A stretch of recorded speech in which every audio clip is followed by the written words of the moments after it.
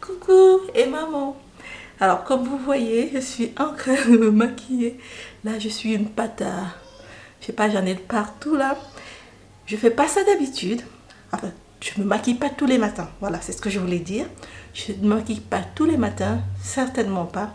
Je me maquille seulement quand je sors ou alors quand je fais mes vidéos comme aujourd'hui.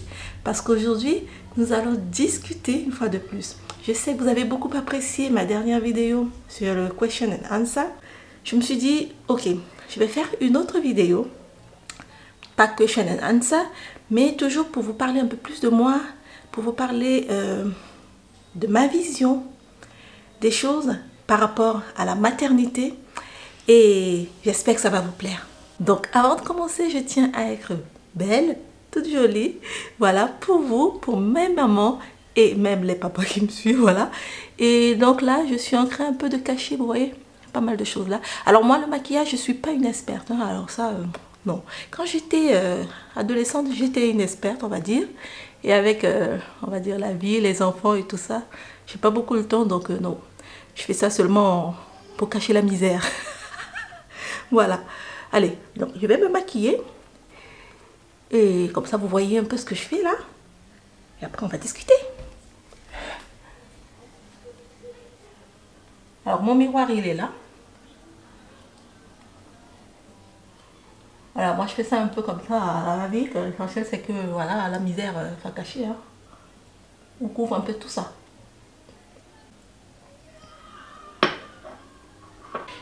Je trouve que plus c'est naturel, mieux c'est. Voilà, donc...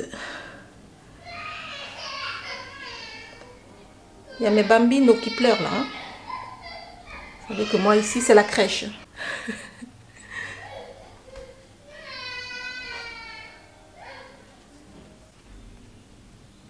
Je vais vérifier que c'est bien là. Parce que du coup, j'utilise mon appareil photo pour... Allez, je pense que c'est pas mal. On va passer à la suite. Pour la suite, ce sont mes yeux. Donc là, je passe à mes yeux et j'utilise toujours deux pinceaux. Donc de toute ma vie de femme, de maman, je n'ai que deux pinceaux. Ces deux pinceaux-là. Je ne sais pas si vous voyez, si ça se voit là. Voilà, celui-là avec le bout plus large, c'est pour cette partie basse. Et celui-là, c'est pour là. Je ne suis pas une experte, comme je vous ai dit. Je me suis fait expliquer toutes ces choses il y a longtemps. Et depuis, je fais que ça. Voilà. Rien d'autre, je rajoute rien. Allez. Et avec ça, j'ai ma palette de couleurs. Je ne sais pas si vous arrivez à voir. De chez Sephora. Voilà. Ma palette de couleurs. Voilà. Ça va très bien aux peaux noires. Donc, les couleurs. Voilà. Bon, moi, j'en mets jamais gros. Hein, voilà. Mais il faut quand même en mettre. Et ce matin, à votre avis, qu'est-ce que je dois mettre? D'habitude, à la base, d'ailleurs, je mets ça. Ça ou ça.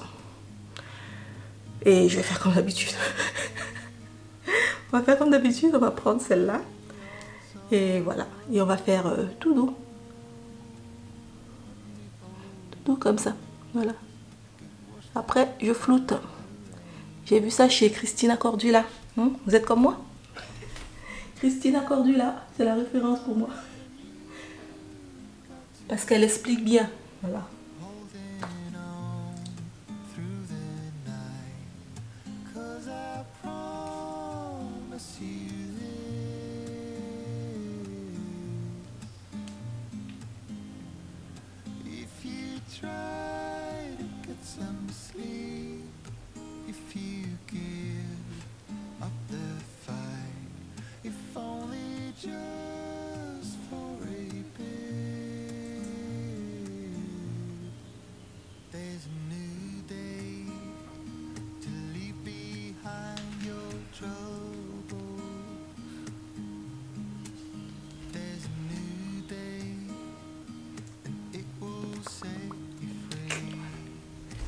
Allez, pour terminer, mon chapeau.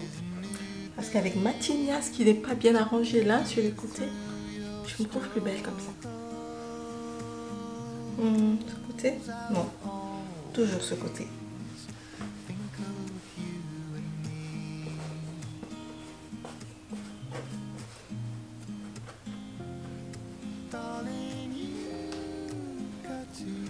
avec moi, c'est plus beau comme ça que de tout mettre comme ça. J'ai une tête ronde, alors faut pas... Hein?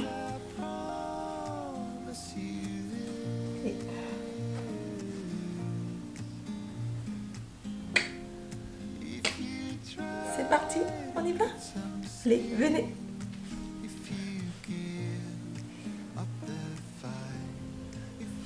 Alors, on n'est pas tout seul, hein? On est une fois de plus avec mon tout petit bébé. Donc, c'est avec lui qu'on va discuter. Ma robe est assez large, mais elle est agréable à porter et je suis trop contente. Voilà, mon petit maquillage est fait. Donc, aujourd'hui, ce dont on va parler, c'est de mon rêve. Je suis une maman. J'ai 4 enfants, comme vous le savez. Je m'appelle Carole pour ceux qui ne me connaissent pas. N'hésitez pas d'ailleurs à vous abonner pour m'encourager. Et j'attends mon 5e bébé. Donc, dans cette vidéo, je vais vous parler d'un rêve que j'ai, qui est celui d'avoir 10 enfants. Pas plus, qui sait, mais bon, c'est mon rêve.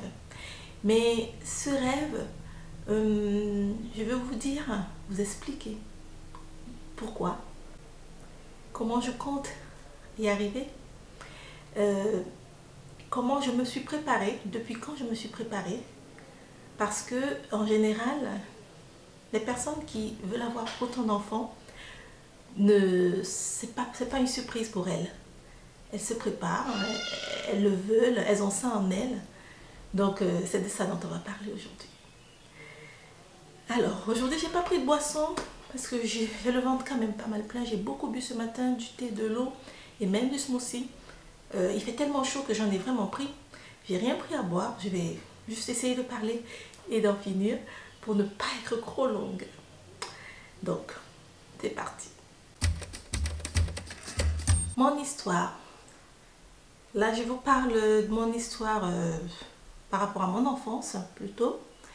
Parce que c'est de là vraiment que tout part.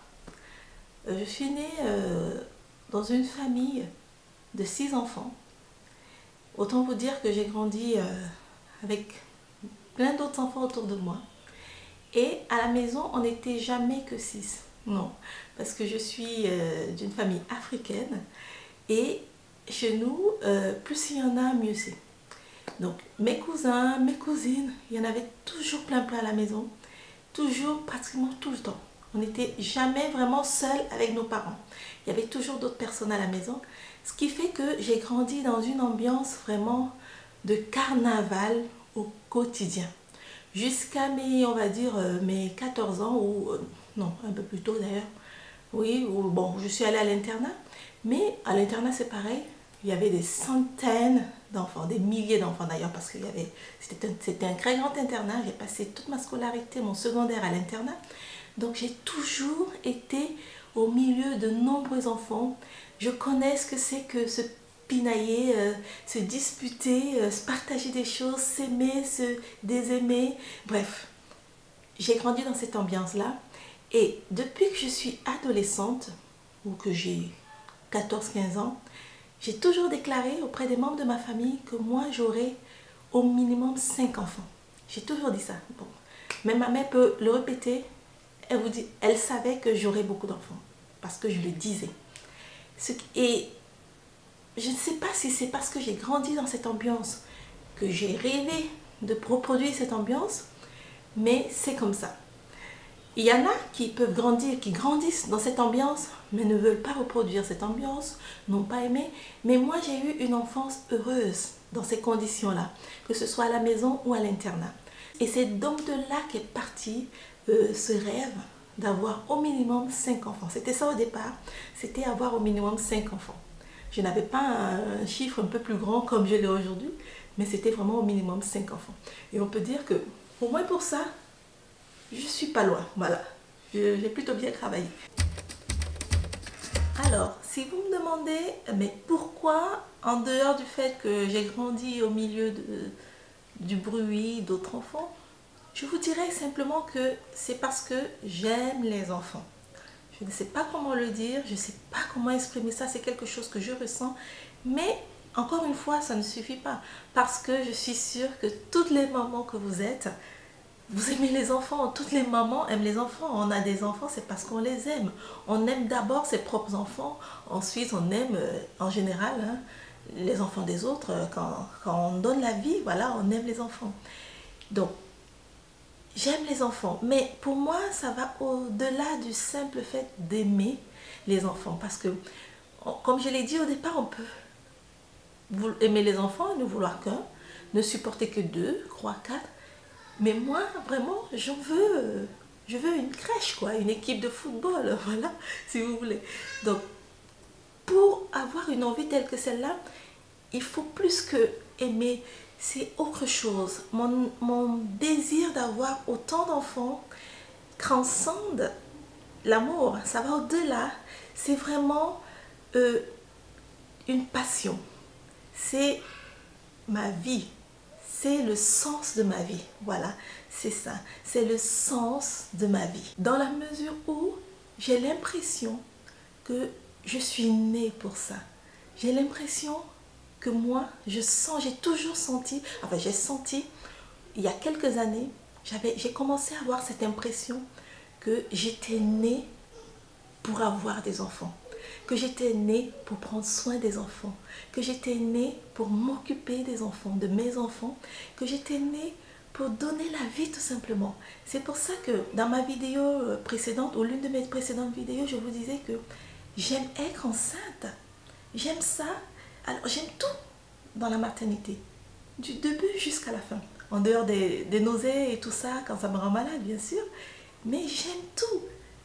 J'aime le fait d'être enceinte, le fait d'avoir le ventre tout rond, j'aime cet état-là, j'aime quand tu es à la maternité, quand j'accouche, j'aime avoir le petit bébé, mais j'aime aussi les voir évoluer, j'aime tout. Et j'ai l'impression que je suis née pour ça, pour donner la vie, pour prendre soin de ces petits hommes et petites femmes, et voilà, et les voir grandir. Alors, comme je vous disais, pour moi, c'est vraiment le sens de ma vie. J'ai l'impression que je suis née pour ça. Il y en a qui ont l'impression d'être nés pour être dessinateur, pour être décorateur, pour être homme d'affaires, femme d'affaires, tout ce que vous voulez. D'ailleurs, je suis architecte et décoratrice d'intérieur, c'est ma passion. Mais j'ai aussi d'autres passions. Il y a plein de choses que j'aime faire. Et surtout, j'aime plutôt parler de talent. C'est-à-dire que je pense, et on me dit souvent, et je pense que j'ai un certain talent dans la décoration. Voilà. Dans la décoration, dans certaines autres choses, comme l'organisation peut-être. Et d'autres personnes, peut-être vous, vous avez certainement un talent dans le dessin, la musique. Et vous ne voyez pas votre vie autre part qu'en faisant de la musique, en faisant du théâtre, voilà. Mais moi, malgré que j'ai tous ces talents, ou tous ces dons, ou toutes ces choses que j'aime faire, ou que j'aime bien sais faire, je ne vois pas ma vie autre part qu'en dehors du fait de prendre soin de mes enfants. C'est ça en fait. Donc, je me suis découvert un talent dans le fait de prendre soin de ma famille, plus particulièrement de mes enfants. Alors ça peut paraître, certainement se dire, oui mais prendre soin de ses enfants, c'est pas un don, c'est pas un talent, tout le monde peut le faire. Oui, je dis pas non, tout le monde peut le faire, mais tout le monde n'apprécierait certainement pas de le faire comme moi, ou comme des femmes comme moi. Alors, même si j'avais ce rêve, il faut savoir qu'à une certaine époque, j'ai complètement écarté cela. Au contraire, je n'en voulais même plus autant. C'est quand j'ai eu mon deuxième enfant. Et ça, c'est parce que, à un moment donné, j'ai rencontré beaucoup de difficultés dans ma vie. Les finances, vraiment, c'était pas glorieux. C'était même très dur. J'ai eu une vie très difficile. Divorce. Des rencontres vraiment horribles, la dépression et plein d'autres choses. À même niveau boulot, c'était pas ça. Donc toutes ces choses dans la vie, à un moment donné, ont fait que j'ai commencé à dire que 2 enfants pour moi c'était bon. Déjà il fallait que je m'en sorte avec. Et il fallait déjà que je survive, quoi. Hein, voilà. Donc je n'étais vraiment plus avec cette idée d'avoir 3, 4, 5, encore moins 10 enfants. Voilà. Et l'envie d'avoir des enfants est revenue plus tard. C'est-à-dire que avec la dépression, avec les problèmes, quand je me suis remise vraiment à chercher Dieu, parce qu'il faut savoir que je suis chrétienne et j'ai donné ma vie à Jésus en 2007.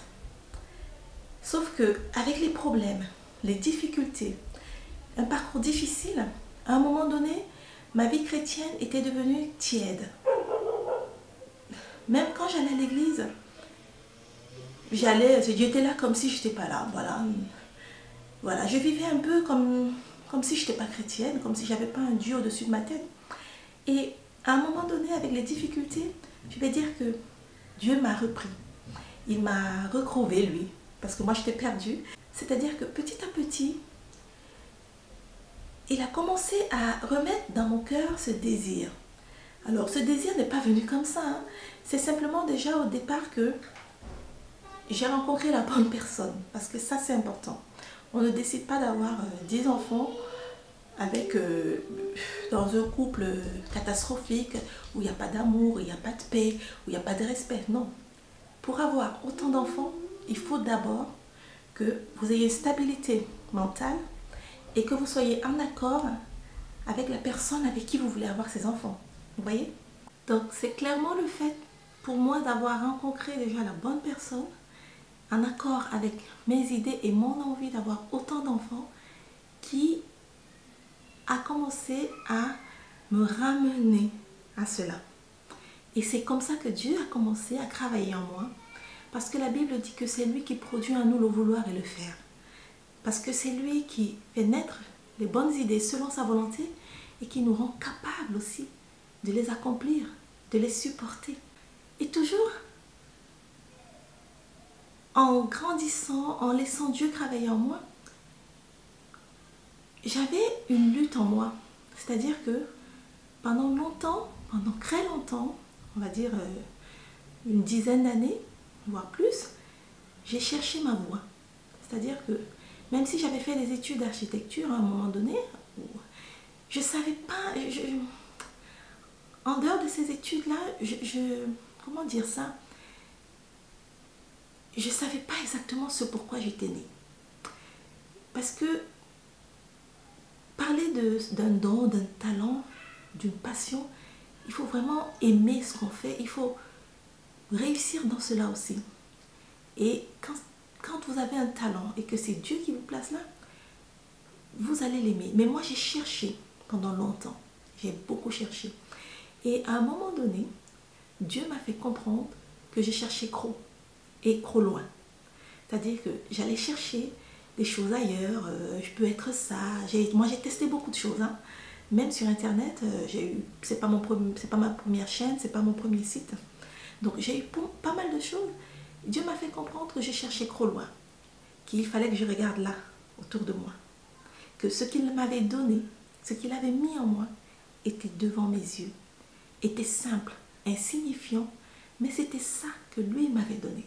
C'était dans cela que lui, il comptait me bénir. C'était comme ça qu'il comptait me rendre heureuse, en fait. Et c'est comme ça que j'ai commencé à réapprendre ou à avoir à nouveau cette pensée d'avoir beaucoup d'enfants. Donc, quand finalement j'ai compris que le sens de ma vie en moi, ce pourquoi j'étais née, c'était peut-être pour des enfants, pour m'occuper de mes enfants, pour prendre soin de mes propres enfants, pour en avoir et pour en prendre soin. Et s'occuper des enfants, ça va de pair avec le fait de prendre soin de sa maison. Hein. Ça va de pair, parce que les enfants vivent dans une maison, ils vivent dans un environnement. Donc, il faut leur créer un environnement sain, un environnement adéquat pour qu'ils soient heureux. Donc, quand j'ai compris cela, enfin, quand j'ai commencé à comprendre cela, c'était vraiment, j'étais intensement dans la parole de Dieu. Je méditais beaucoup, je priais beaucoup. Et petit à petit, j'ai commencé à comprendre qu'il n'y a pas de petits dons. Il n'y a pas de petits talents. Il n'y a pas de petits boulots, même si on veut. Ce qui compte, c'est de faire ce que Dieu vous appelle à faire et de bien le faire. Ce qui compte, c'est d'être à l'endroit où Dieu vous a placé. C'est d'être là où vous devez être, au moment où vous devez être.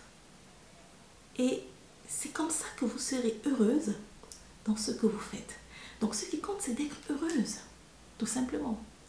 Parce que, une fois de plus, si vous allez apprécier ce que quelqu'une fait, ce qu'une autre personne fait, et que vous décidez que parce qu'elle a une belle vie en faisant ce qu'elle fait, vous allez faire pareil, c'est dangereux. Parce que peut-être cette personne est dans son couloir, dans le couloir où Dieu l'a placée, et elle fait ce qu'elle fait, et elle le fait bien, c'est pour ça qu'elle réussit. Parce qu'elle est là où Dieu l'attend. Mais si vous n'êtes pas dans votre couloir en allant copier ce que les autres font, parce que pour vous c'est plus honorable, c'est plus grandiose, c'est plus m'as-tu vu, c'est plus appréciable, eh bien, vous courez le risque de vous casser la figure, d'être Christ, de forcer au quotidien pour avoir le minimum de joie, le minimum de respect. Donc, il faut courir dans votre couloir. Et j'ai appris à courir dans mon couloir. Et mon couloir, à moi, ce sont mes enfants. Mon couloir à moi, c'est ma famille. Mon couloir à moi, c'est mon environnement. Cet environnement que je me suis créé avec l'aide de Dieu, avec l'inspiration du Saint-Esprit, que je crée tous les jours, que j'aménage, que j'adapte, voilà, que j'imagine. C'est mon couloir. Je suis bien dans ce que je suis. Je fais bien ce que je fais et j'aime le faire. Et depuis que j'ai compris cela et que je me suis jetée corps et âme là-dedans pour faire confiance à Dieu, je n'ai jamais été dessus. C'est comme ça que j'ai commencé à être heureuse. C'est comme ça que j'ai commencé à m'apprécier moi-même. Parce que je me valorise dans ce que je fais. Je n'attends pas qu'on me valorise. Je me valorise dans ce que je fais. Moi-même déjà au départ. Et quand je vois le bonheur de mes enfants, de ma famille, ça me valorise. Et je suis encore plus heureuse. Et j'en veux encore plus. De temps en temps, il faut un peu... Je le sens déjà bouger, ce bébé-là. Le mois prochain, je saurai exactement quel est le sexe de mon bébé. Et je vous le dirai. D'ailleurs, je vais vous montrer quelque chose. Il faut que je cherche. Je vais vous montrer en avant-première. Vous allez voir l'image de mon bébé. J'ai des vidéos, mais je ne sais pas si je vais la mettre. Peut-être on verra. Mais là déjà, je vais vous montrer le petit bébé. Vous voyez? Je ne sais pas si vous voyez. Vous voyez? Donc là, c'est le petit bébé tout entier. Et là, c'est l'image 3D. C'est comme ça qu'ils font maintenant. On a des images aussi en photo dans les appareils, voilà, mais voilà. Donc, c'était juste pour vous montrer ça. Et le mois prochain, on parlera certainement de sexe, du sexe du bébé. Voilà. Donc, alors, ce que je voulais vous dire en plus, c'est que, alors, certes, il y a ces rêves, il y a ce rêve, il y a le quotidien. Donc, c'est pas facile tous les jours. Avoir un enfant, c'est pas facile. En avoir deux, c'est moins facile. 3, c'est pas rigolo. 4, c'est pas simple. 5, et là, imaginez 10. Donc, c'est pas facile tous les jours. Plus on a des enfants, plus le défi est grand, plus les responsabilités sont grandes et nombreuses. Et ça demande un véritable don de soi. Vous remarquerez que je n'ai pas dit sacrifice. Parce que je ne parle pas de sacrifice. Si une fois de plus, comme je l'ai dit plus haut, on parle de courir dans son couloir, de ne pas avoir honte de qui on est, Donc de faire simplement la volonté de Dieu pour sa vie et d'être heureuse là-dedans, on ne parle pas de sacrifice. Parce que sacrifice, ça veut dire que il y a de la souffrance. Pour moi, c'est ce que ça m'évoque.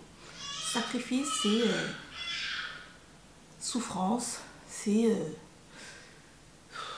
on enlève quelque chose. Voilà. Mais quand tu parles de don de soi, c'est vraiment comme Jésus-Christ l'a fait. Il s'est donné pour nous. Jésus ne s'est pas sacrifié, il s'est donné pour nous. Il était heureux de le faire. Il savait qu'il le faisait pour une cause noble, la plus grande cause. Il savait qu'il allait sauver des millions de personnes comme vous et moi. Et il l'a fait. Et aujourd'hui, on le reconnaît comme Seigneur et Sauveur. Mais nous sommes sauvés par sa grâce. Donc, c'est comme ça que je vois ça. C'est le don. Avoir des enfants, c'est un don de soi. Avoir beaucoup, c'est un don. Et par contre, ce don, ou alors le fait d'avoir beaucoup d'enfants, il faut faire attention avec certains ont des enfants ou ont beaucoup d'enfants et se disent les finances, je m'en fous, on verra, on mangera ce qu'on mangera. Voilà. D'autres hésitent à en avoir parce qu'ils se disent oui, mais j'ai pas beaucoup de finances, donc je peux pas avoir autant d'enfants. Vous voyez? Moi, ma réflexion, elle est celle-ci. Il est hors de question que le fait que mon rêve d'avoir beaucoup d'enfants réduise les chances de ceux qui sont déjà là. C'est-à-dire que pour l'instant, j'en ai 4, je vais avoir un 5e. Il est hors de question que le fait de vouloir avoir 10 enfants m'empêche d'offrir le meilleur à ceux qui sont déjà là. C'est-à-dire qu'aujourd'hui, j'aimerais mettre mes enfants dans les plus grandes écoles, leur offrir le meilleur, qu'ils soient toujours propres, bien vêtus, qu'ils mangent bien, qu'ils mangent ce qu'ils aiment, toujours bien, qu'ils aient une maison nickel, que leurs soins de santé soient toujours top, qu'ils puissent aller en vacances, bref, qu'ils puissent avoir la vie que j'aurais rêvé avoir étant petite. Il est hors de question de risquer, de sacrifier cela parce que je veux avoir 5 enfants. Parce qu'il faut savoir que chaque fois que vous ajoutez un enfant, c'est, comment je vais dire ça, c'est des frais en plus, voilà. Si votre salaire n'augmente pas, vous allez, voilà, une bouche en plus, c'est voilà, c'est les économies qui se réduisent, c'est le salaire qui se réduit, voilà.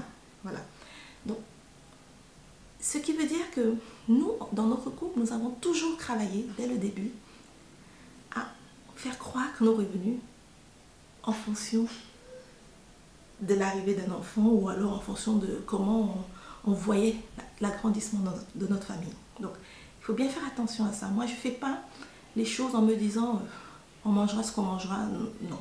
Je me dis Dieu pourvoira, parce que c'est Dieu qui pourvoit. Mais Dieu pourvoira, j'ai un plan. Nous avons un plan. Nous avons un projet, des projets. Nous voulons aller à tel endroit.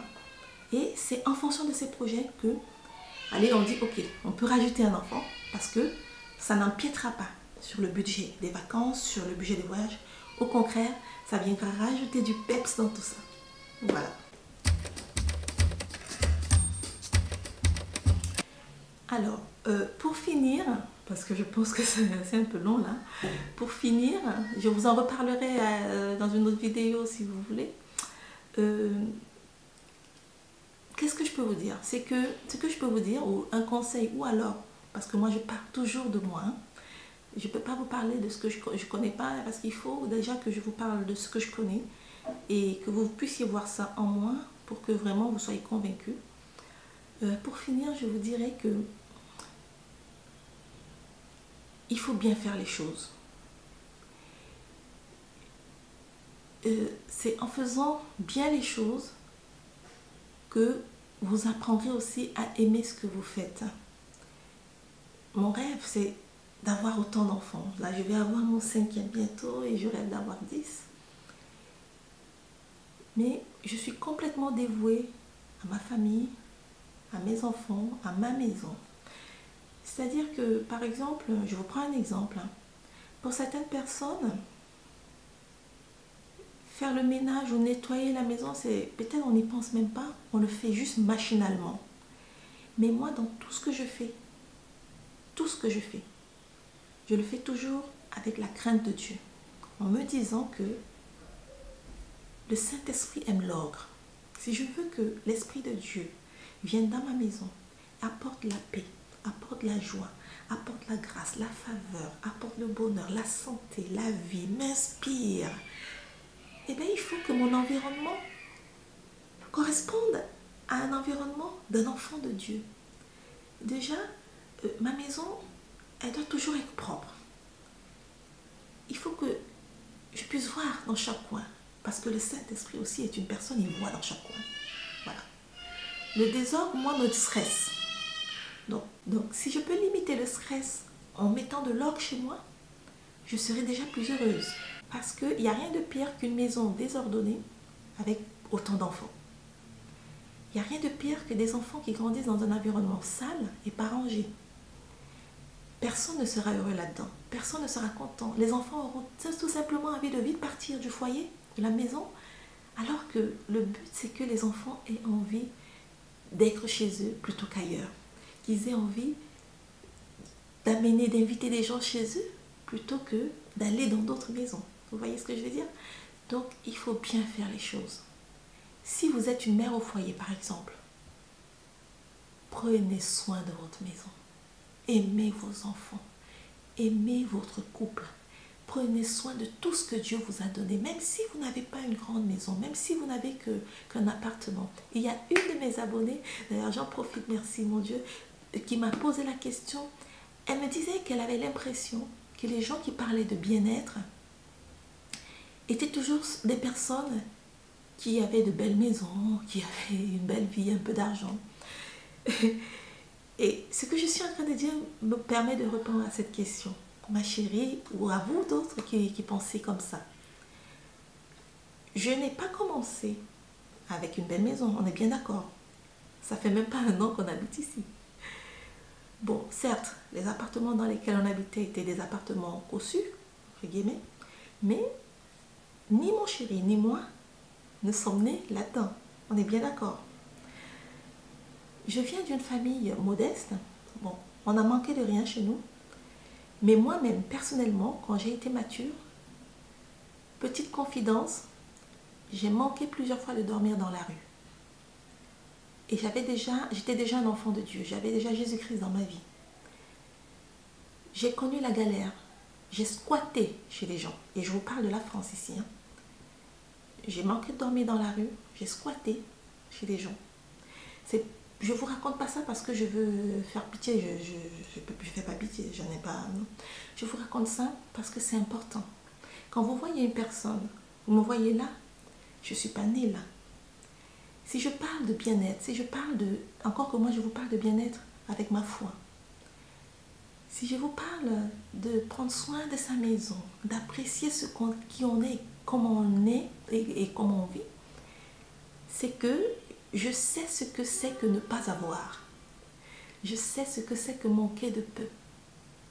Donc, j'ai commencé avec Jésus en 2007, mais ma vie chrétienne, comme je l'ai dit, n'a pas été stable. Elle était fade, je faisais plein d'autres choses, je ne priais pas beaucoup. Mais il y avait une chose que j'avais toujours, c'était que même quand je vivais des moments difficiles, dans des appartements miteux, ou chez des gens, j'avais toujours Jésus avec moi. Même si je ne priais pas beaucoup, j'avais toujours Jésus avec moi. Et Dieu ne vous fera jamais apparaître, avec mon expérience, hein, comme ça dans une grande maison. Il vous fera partir de là où vous êtes aujourd'hui, pour là où vous voulez aller, ou là où il compte vous amener. Et ça va se faire étape par étape. Ce qui compte, c'est de vous accrocher à Dieu, d'avoir des objectifs dans la vie. Et Dieu, pour moi, c'est l'arroseur, c'est l'engrais, c'est lui qui sème, c'est lui qui arrose. La foi que vous avez, la graine que vous mettez avec les objectifs, les rêves que vous avez, il saura arroser et il vous fera partir de là où vous êtes pour vous faire grandir. Comment il le fait? Avec des idées. Il vous donne les bonnes idées. il met les opportunités sur votre chemin, il envoie les bonnes personnes vers vous, ainsi de suite. Et j'ai appris une autre chose, c'est la patience. Je n'étais pas patiente. Et le fait d'être impatiente m'a causé beaucoup de tort, ça m'a amené à faire des choses qu'il ne fallait pas faire. Et ça m'a rendu triste, parce que j'avais l'impression que, comme moi je voulais que les choses arrivent comme ça, et que ça n'arrivait pas comme ça, j'avais toujours l'impression que j'étais poisseuse, que Dieu ne m'aimait pas, qu'il aimait plus les autres. Mais mon Dieu, à moi, ne fonctionne pas comme ça. La Bible ne me dit pas qu'il agit comme ça. La Bible dit qu'il fait toutes choses bonnes en son temps. Et il faut être patiente. Ça peut prendre 1 an, 2 ans, 3 ans. Moi, il m'a fallu plus de 10 ans pour trouver ma voie. Et pour avoir une vie stable. Plus de 10 ans. Je ne vous dis pas comment j'ai pleuré, je ne vous dis pas comment j'ai souffert, combien j'ai prié. Mais ça a pris ce temps-là. Et je ne suis pas encore arrivée. J'espère encore arriver. J'ai encore des rêves. Il m'arrive encore de pleurer pour des choses, de souffrir. Mais j'ai tout simplement appris à faire confiance à Dieu. C'est pour ça que je peux vous parler de bien-être. Plus vous apprécierez l'étape où vous êtes aujourd'hui, moins votre vie présente sera difficile. Et plus Dieu continuera à travailler avec vous. Je vous dis ça parce qu'à un moment donné, j'ai dû lâcher prise. Et c'est comme ça que petit à petit, avec les années, j'ai vu des changements dans ma vie et une évolution. Donc je parle de bien-être aujourd'hui, mais ça n'a pas commencé aujourd'hui. J'ai commencé dans la misère à expérimenter la stabilité, la confiance en Dieu, la foi. Et c'est comme ça que petit à petit, aujourd'hui, je peux confirmer que ce sont des clés qui marchent. La parole de Dieu ne ment pas. Voilà. Alors, je sais que ça a été long, mais je voulais avoir cette discussion avec vous parce que j'avais envie de m'ouvrir encore à vous, de vous parler encore de moi, de mon rêve. Peut-être il y en a comme vous qui ont un rêve, avoir 1 enfant, 2 enfants, 3 enfants, 10, voire 15, 20. Et ça peut vous inspirer. Pour ça, ça peut aussi vous inspirer pour autre chose, pour vos objectifs dans le travail. J'espère que vraiment cette vidéo, moi je fais toujours des vidéos parce que je veux aider les gens. Donc j'espère que ça vous a apporté quelque chose, que ça vous a appris beaucoup de choses sur moi encore et que ça vous a apporté plein de choses que vous ne connaissiez pas ou alors ça vous a conforté dans une idée que vous aviez par rapport à votre vie. Donc n'hésitez pas à me poser... Oh. Il va falloir que j'aille m'adosser. N'hésitez pas à me poser vos questions dans les commentaires. En ce moment, je ne réponds pas immédiatement aux commentaires parce que je suis un peu... Vous voyez, vous comprenez. Mais je répondrai. Je réponds toujours. Je finis toujours par répondre même si ça prend 1 semaine. N'hésitez pas à me poser vos questions, à me laisser des commentaires, surtout des commentaires, s'il vous plaît. J'ai hâte de lire vos commentaires. Et moi, je vous dis à très vite. N'hésitez pas à vous abonner, à partager. Allez sur le compte Instagram de Et Maman. Abonnez-vous. Et je vous dis à très vite pour une autre vidéo. Ciao, ciao.